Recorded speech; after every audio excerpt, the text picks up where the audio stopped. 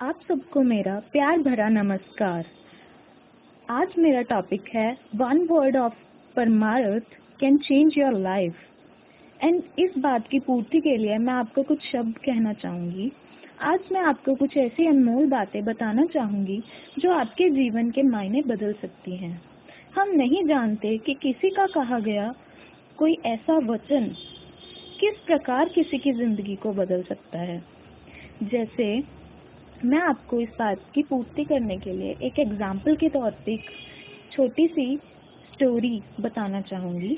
एक बार की बात है, एक चोर बहुत चोरियाँ करता है, बहुत गुनाह करता है, बहुत लोगों को लूटता है। और जब इस बात की खबर राजा को लग जाती है, राजा क्या कहता है, अपने सिपाहियों को उसके पीछे भेजता है कि जाओ चोर को पकड़ के लाओ, उसको सजा देनी है।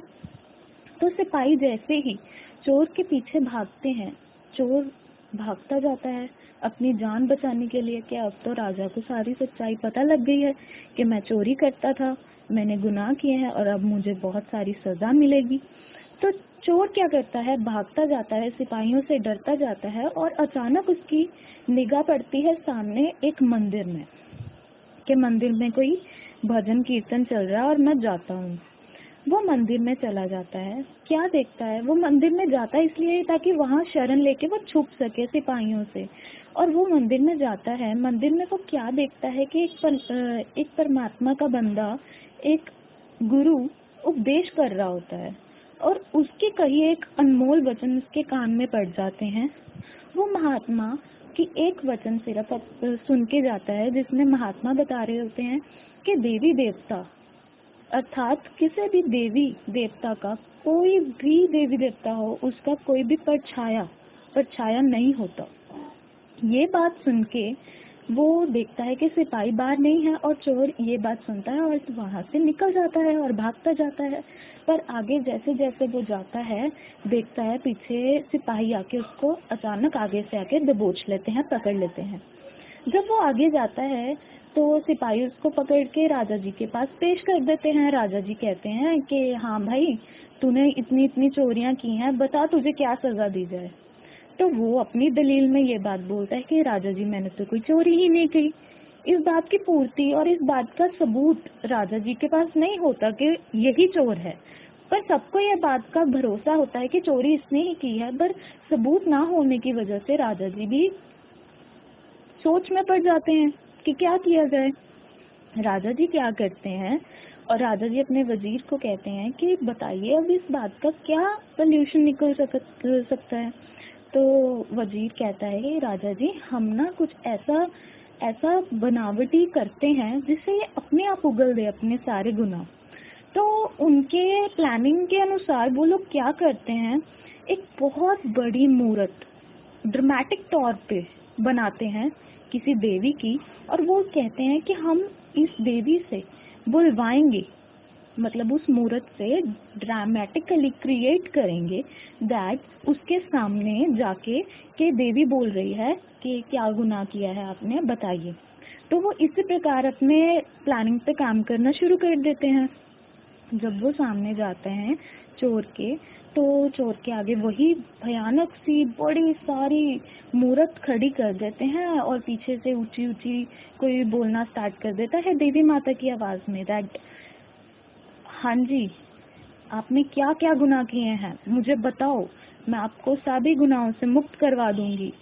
ये इसी प्लान के अनुसार वो उनसे बुलवाने की कोशिश करते हैं।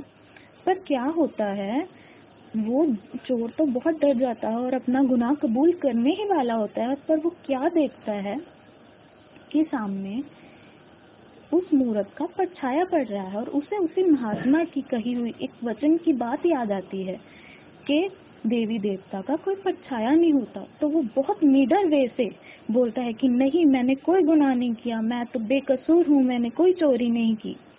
ये कहने के बाद वो चोर को छोड़ देते हैं। फिर राजा जी कहते हैं कि ये लगता है सच्चा बंदा है, गलती हमसे ही हुई है कि हमने इसको पकड़ लिया। वो उसको छोड़ देते हैं और वो चला जाता है। पर उसके मन में इतनी गहरी ठेस पहुंचती है कि आज तक मैंने इतने बुरे कर्म किए, चोरी की, ठगी की, इतने गलत कर्म किए, और उसकी बजाय मैंने सिर्फ परमात्मा के नाम का एक शब्द, 1 मिनट मंदिर में गुजारा, किसी भी गुरु का वचन सुना और उसका कहा गया वचन मेरे मन पे ऐसा प्रभाव डाल के गया, ऐसी शिक्षा मुझे दे के गया कि मेरे लाइफ के, मेरे जीवन के मायने ही बदल गए, मेरे सारे गुनाह माफ हो गए। तो वो बंदा उसके बाद से उसने सारे बुरे कर्म छोड़ दिया और वो परमार्थ की तरफ मोटिवेट हुआ।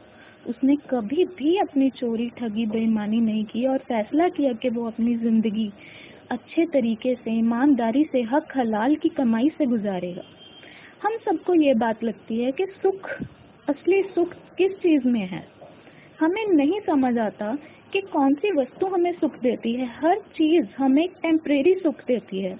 हम एक कार खरीदते हैं, कार जब आती है हम बहुत खुश होते हैं, बहुत सुखी होते हैं, पर जब जैसे जैसे हमारी कार पुरानी होती जाती है हमें उससे सुख मिलना कम हो जाता है। हमारा मन फिर कहता है कि हमने नई चीज लेनी है, हमने नई कार लेनी है, हमारा ओहदा अच्छा होना चाहिए। जब ओहदा प्राप्त हो जाता है तो उसके बाद हमें और बड़ा ओहदा चाहिए, फिर लाइफ में हर ज़रूरतें चाहिए, लग्जरियस चीज़ें चाहिए।